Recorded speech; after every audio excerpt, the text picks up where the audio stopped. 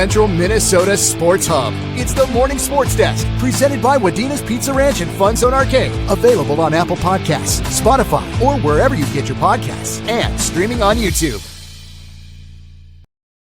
Powered by Pizza Ranch and FunZone Arcade in Wadena. This is the Morning Sports Desk. I'm CJ Baumgartner, Corey Tackman over on the other side of the screen, and in the middle is our guy Zeke Foreman, our cross-country correspondent, who's got the big cup ready to roll. This is why you got to watch the show on YouTube. Zeke, what do we got in that cup, by the way? Pink. Pink, yes. Yep. I like it. Does it taste like pink? It does. It's strawberry powdered Celsius, Oh, and it will kick you in the butt. interesting. Did you order the Celsius when they actually mislabeled high noons? Maybe. That story's out of it. Maybe. It was a real... Zeke can't remember that day at work, so he can for sure remember. Why are your pupils so dilated? Pink. It's pink. It's my favorite thing in the world, which is I really love how Powerade has a drink that just tastes like blue, because there's no other way to describe Mountain Berry Blast other than it just tastes blue. Sugar, water, purple. That's the Dave Chappelle bit, right? Yeah, exactly. So anyway, so we're off and rolling here on the Morning Sports Desk, powered by Pizza Ranch and FunZone Arcade in Wadena. It's a Tuesday, which means that's when our guy Zeke comes in and tells us about what's happening in cross country across central Minnesota, and kind of pretty centralized with this meet today. Yeah, it's the Bertha Hewitt Bears home meet today. They're running it at Double Eagle, and a whole pile of local teams going to be there. Pulling up my list here. Verndale will be there. New York Mills going to be there. Alexandria Community Christian School, UNC, Long Prairie Gray Eagle, Ashby, Brandon, Evansville, WDC, Pillager, OTC, and Bertha Hewitt all going to be running today. And a couple of those teams, kind of a short turnaround, because a bunch of those guys ran at the Roy Griak on Saturday. Wadena was there. OTC was there. Let's see. Verndale didn't run. So yeah, well, two of them, WDC and OTC ran at Griak on Saturday. So we'll see how those runners adjust from running in a field of 450 runners to that 8 to 10 team meet today. Yeah, and, it's always fascinating, too, when you get to this point in the season, Zeke. You kind of feel like you have a gist of who the big runners are, who the teams that are kind of, developing, where the teams that have a lot to run for and all that. What's been kind of a storyline you've noticed throughout the first kind of half of the cross-country season? What's things that as we get for the back half and teams start to ramp up for playoff meets, what's kind of some storylines people should be keeping an eye on? I think that the thing that people should be talking about is this Wadena Deer Creek cross country team. I mean, in Section 6A, things are pretty wide open team wise. Sauk Center, the boys have dominated all season long, but that second spot, because the top two teams in the section go to state. So we had a section champion, section runner up, both get to run at Les Bolstad on November 1st.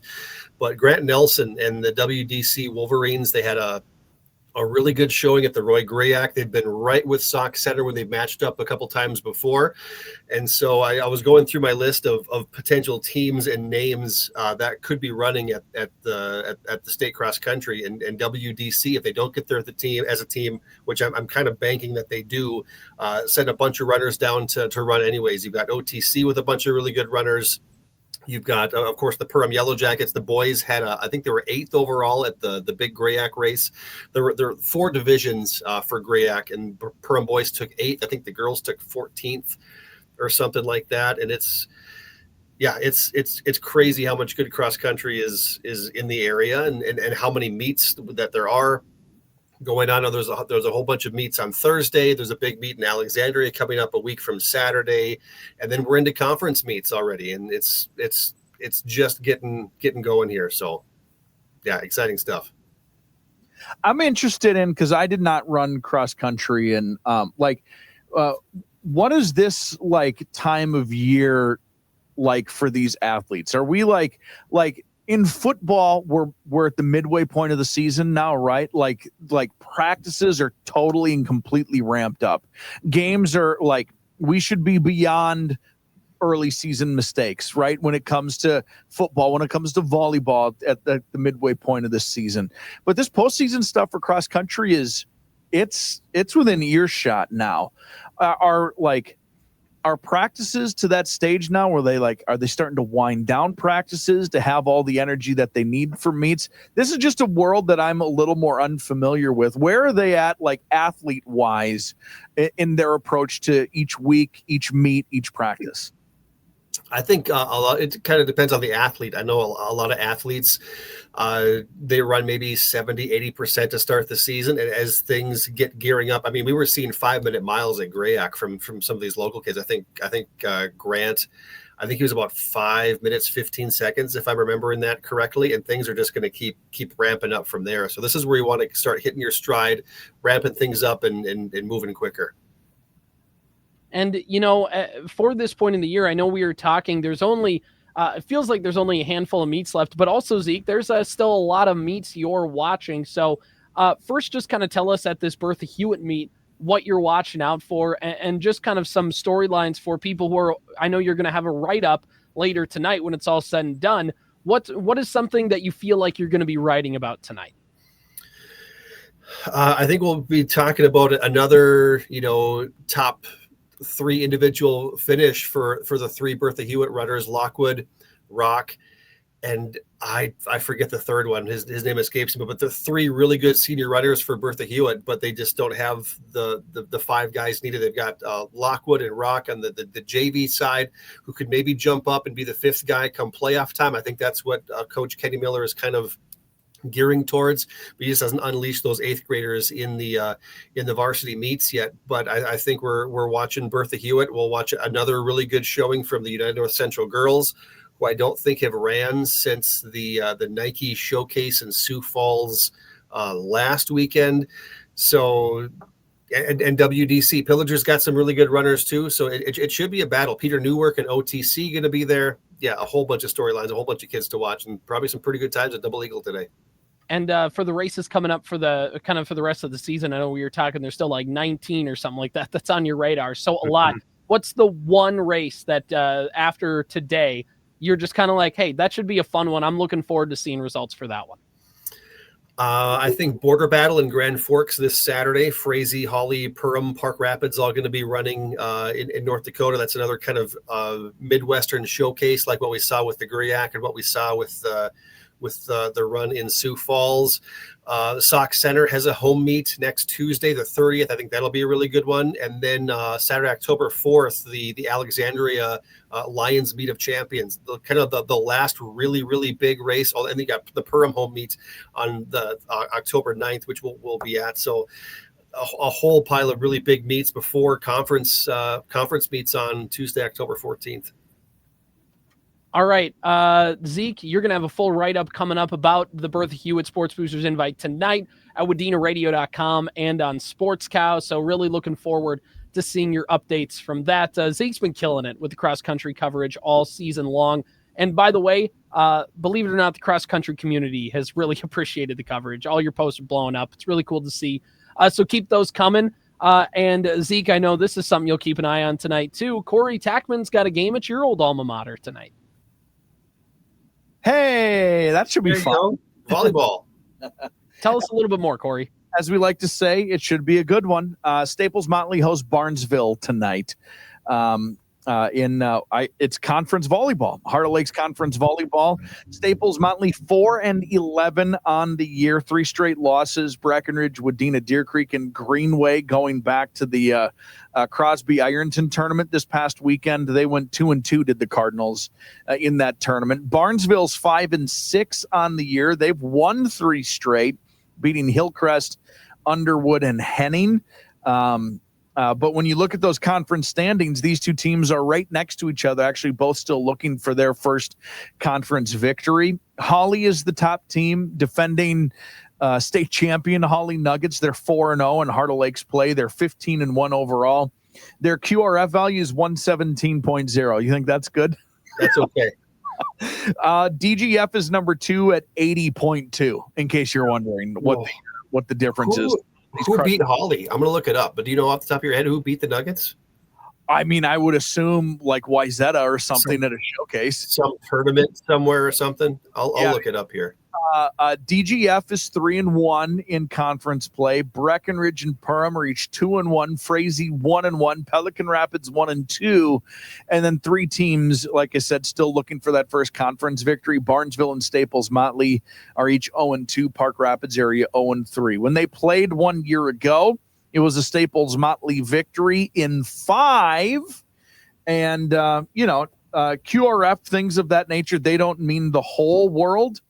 The records don't mean the whole world when it comes to high school sports because lots of things change on a night in, night out basis. Barnesville, a 48 QRF value, a Staples-Motley, a 38.5 QRF value. So 7 o'clock pregame, 7:15 first serve tonight, AM 1430, 98.5 FM, The Fan, from the Nest in beautiful Staples-Motley. Yeah, should be a fun one. And by the way, you can find the full broadcast schedule online at WadenaRadio.com or the Superstation K106 mobile app, and also by following Sports Cal on Facebook. So, I found out who beat Holly. Watertown Mayor beat Holly in the Midwest Volleyball Warehouse Tournament on Friday. Watertown Mayor 26th in the state. Yep. In Class 2A, QRF of 80.5. Yeah, they're pretty good at volleyball in that part of the world. Watertown Mayor Lutheran, they kind of know what they've got. They're pretty good at that sport. In that, they know what they're doing down there when it comes to volleyball. Yes. Does anybody know? This is ridiculous. You guys don't know this. Are the twin sisters back for Mayor Lutheran? They had a setter and a libero who were dynamite and even better basketball. Did they play Sabika in the opening round last year for the state tournament? Was that where? I can't remember if it was the opening. They played. Are they Mayor Lutheran's Class A, right? Or are they AA for volleyball? They're Class A, yeah. Class A. But anyway, they had these twin sisters who are just stupid good at that sport. Yeah. Very, very good. Better basketball players. Of course, because why not? If you're good at one, you might as well be good at another. Why not? Why not? I was good at none, so it averages out. Yeah, explains my athletic career. I was at best average at one. Well, you might as well be average at the others. Gosh dang it. So anyway, looking forward to it. Looking forward to another volleyball broadcast. You know what we are above average at? What's that? Even goated at is consuming Pizza Ranch in Wadena and also going to the FunZone arcade. So I'm excited to hear about the Big Popper Pizza because it sounds like, Zeke, you've had it, huh?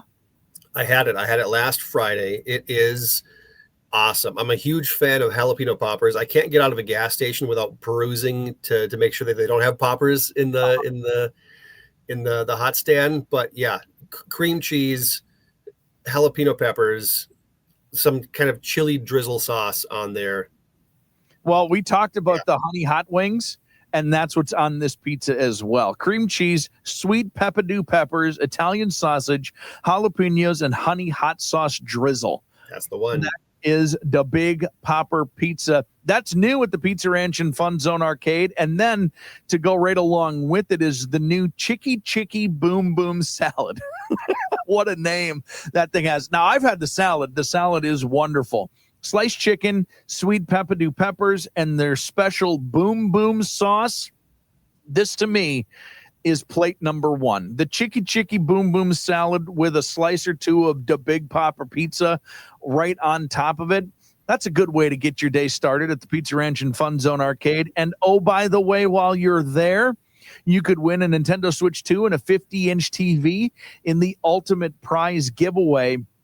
If you're already a FunZone Rewards member, if you already have an account, you're automatically entered in to win. If you're not, you have until September 30th to join. So scan the QR code. You can see it right now when you're watching the Morning Sports Desk on YouTube, or obviously stop in, scan it around the Pizza Ranch and FunZone Arcade when you're there in person, or on their Facebook page. Get entered in to win the Nintendo Switch 2 or a 50-inch TV. It's the ultimate prize giveaway from the Pizza Ranch and FunZone Arcade in Wadena.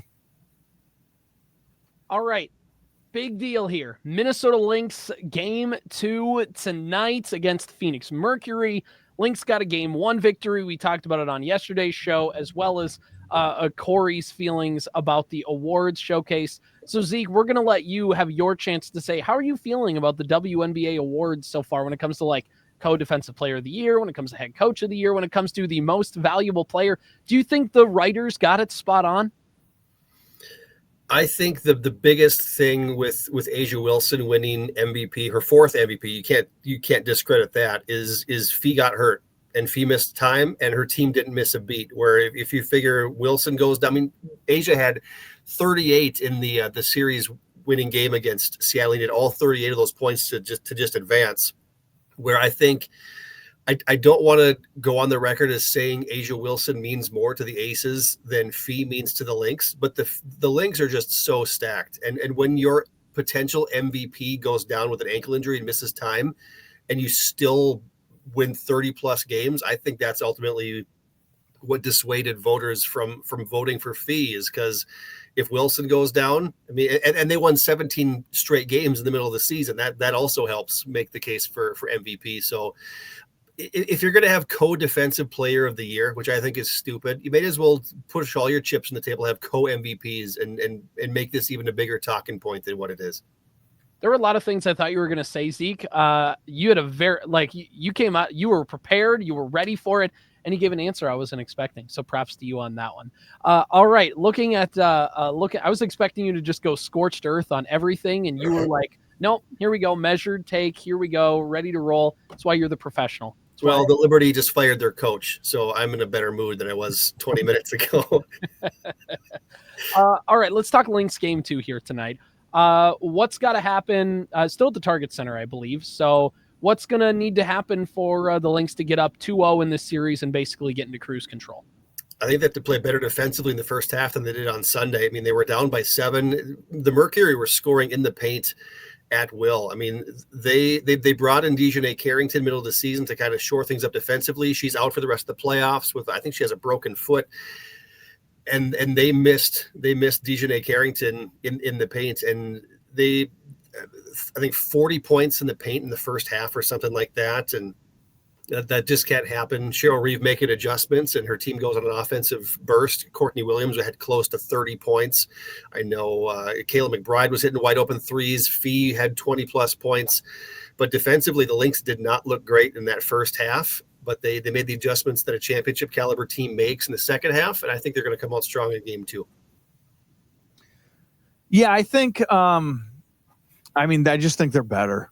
Like, you're probably not going to score 40 points in the paint against them 2 games in a row. And you've been the best team in the league all season long. Like, I don't see any reason why the Lynx just don't they handled every haymaker. They handled every blow in that first game that it felt like the Mercury could give, and it didn't matter. So what do you have left in the tank? It would be the question, I think, if you're a Mercury fan. The Lynx are just, again, it's been a talking point against amongst someone that we all know who shall remain nameless. They're not the fastest starters, are the Minnesota Lynx. They do have this ability, because they are so good, to be like, all right, now's the time to go, and we'll clamp down. We'll make a couple open buckets, and we'll get some transition. Courtney will hit the midi somewhere, and all of a sudden you're up 12, and it's like, why was this ever even a game? So yeah, just a little faster start, probably just, I don't know, to build a little confidence. But the Lynx are better. They're just a better basketball team. Is there a scenario where they lose tonight and have the series evened up 1-1, or does this feel like, unless a devastating injury happens, this is the Lynx game? I mean, it's professional basketball. You cannot score, and the other team can score. You know what I mean? Like, I don't want to oversimplify it, but yeah, if shots aren't falling, and their shots are, but it kind of felt like that was maybe the way things went in the first half of game number 1, and it didn't matter. So I'm not saying, the Lynx can absolutely lose. I'm not here to I'm not etching their name in stone by any means, but they're a better basketball team, kind of significantly. Agreed. All right. What else? Hunter makes a shot, it looks like an accident. All right. We were talking about the shade being thrown a little bit earlier, Corey, before we started recording. Here's your chance. Throw your shade on some WNBA players. Well, you mentioned a little bit. Say it one more time. I heard you just kind of say it underneath the microphone. Oh, yeah, no. Every time DeWanna Bonner makes a shot, I think it's an accident. I just don't understand how anything whatever. I'm just here to talk smack about people and teams I don't like. I have a team that I do like, and I don't like everybody else. It's pretty simple for me. Yeah. Fairly simple, and that includes players who used to play for my favorite team. If you're not on my favorite team, I'm out. I don't care about you anymore. It might be harsh. It might not be very empathetic. They're people too, blah, blah, blah, blah. I don't care. You don't play for my favorite team. I'm out. All right. One more thing before we end the show. Mercifully, the Twins are going to be done playing baseball a week from now. Yeah, exactly. They start a 3-game series in Texas, 3 games in Philadelphia, so it'll be fun to see Duran get 3 straight saves to end the season, and Harrison Bader to hit a couple big home runs, Max Kepler doubles, whatever. But did you guys see that outfielder, I can't remember his name now, for the Washington Nationals on Sunday, who made that catch at the wall where he was going to rob a home run, and he kicked the ball up in the air? Yeah. He tried to catch it. It fell out of his glove, and he kicked it up in the air and was able to catch it off the ricochet. And then yesterday dove for a ball and caught it. And at the last second, it kind of popped out, and he caught it with his hand while in the air. 2 days in a row, having 2 circus catches that involve him with his bare hands or feet, batting the ball up in the air and making a catch. It's insane. It's better to be lucky than good sometimes. And the Nationals have been a lot more lucky than good, let's just say, this season, and they haven't been very lucky. They say there's very few things more exciting than playoff baseball. I mean, I believe that to be true. Playoff baseball is awesome. Mm-hmm. Is there anything in sports less exciting than your favorite baseball team being out of it for a while? I mean, what an absolute doldrum of an end of summer. Just the most boring thing on the planet to me right now is anything related to the Minnesota Twins or baseball in general. It's to any sport, right? When the Wolves were bad, the Wolves were bad for most of my lifetime. And post Kevin Garnett, I just didn't really I'd follow the NBA in passing a little bit. You obviously know who the superstars are and things like that. But in no way was I people talk about players from 2011 era NBA. And I kind of know who they are, but I wasn't watching every NBA game. It's the Wolves stink. Why am I going to watch the NBA? That's just not something I was in. And it's the same thing for the Twins. They're bad, and it's really tough to get involved with the rest of the league when things are happening like that. And my only solace is in the fact that either the Guardians won't make the playoffs or the Astros or Carlos Correa won't make the playoffs. One of those 2 teams is going to miss it. The only bad part is one of those 2 teams has to make it. So back in July, after the Twins lost 2 of 3 to the Colorado Rockies on the road, I booked a haircut for Thursday just so I would have something to look forward to in September. And I am very excited. I am very excited for my haircut coming up on Thursday because look at this mess. And it's the only thing that's kept me alive in September. By the way, the Rockies will not break the White Sox record for worst team of all time. And in part, they can thank the Twins because the Rockies beat them 2 out of 3 times. I love it. Let the White Sox fester in their own turds for a little while longer. Ever. Can't let them off the hook that easy. 1 season being the worst team ever. Get that out of here. Yeah, they're still going to be bad. And I know the White Sox have a great farm system, but they stink at player development in the major leagues. So do I trust that they're going to be able to develop? They had a whole crop of superstars 4 years ago, and in less than a presidential term, and in a midterm, they became the worst team in baseball history. So are we on 40 win watch for the 2026 Minnesota Twins yet? See, yes. it just would take. The thing about the 40 win White Sox and the 40 win Rockies is there's just no even top prospects on these teams. It's full of a bunch of bargain bin guys. At the very least, the Twins will have Byron Buxton and Walker Kessler. Yeah, but having good players has worked out really well for the Angels. They only had 2. See, the problem with the Angels was they win just enough to prevent a full blow up, but they'll never win enough to actually be relevant. So they'll never have Minnesota Twins baseball on the West Coast. Isn't this confirming what I just said? The question is, are the Twins going to be White Sox level bad next year? In terms of how they were the last 2 years? Probably not, because they'll have just enough talent to win 68 games. You know what I mean? What's the difference in record this year? The AL Central standings right now. Since the All-Star break. The Twins are still 9 games ahead of the White Sox. Yeah, that's stark. The White Sox are 58 and 98. The Twins are 67 and 89. Calculate that since July 15th and see where we stand. It's probably a lot closer than 9 games. Worse. Let's calculate it since August of last year. We lost the season series to the White Sox this year. Yeah. Yep. The White Sox also have 50% more wins this year than they did last year. They suck. They do. By the way, the Twins, 1.7 million fans, I think, was the number they had this year. Their goal was 2 million fans, and shockingly, they didn't hit it. And tickets are a lagging indicator. Like, a lot of the tickets are sold before the season starts. Mm-hmm. So the odds that there will be more or less tickets sold this year feels like it's less. Yeah, that feels like a lot. There's no more home games. That's the number. They're on the road to end the season. They're done at the friendly confines. 1.7 is a farce anyway. Like, by the way, the lowest number of attendance in 25 years. So you got to go back to, by the way, what was 25 years ago? Oh yeah, the contraction era Twins. Like the bad years in the Metrodome. Literally. Look what came out of that. 5 out of 7 division winners or something like that. Mm-hmm. Yep. The organization did nothing and lucked into a bunch of young talent. 100%. Thank you, Andy McPhail. And Terry Ryan was a good. Terry Ryan. McPhail was the 91 guy.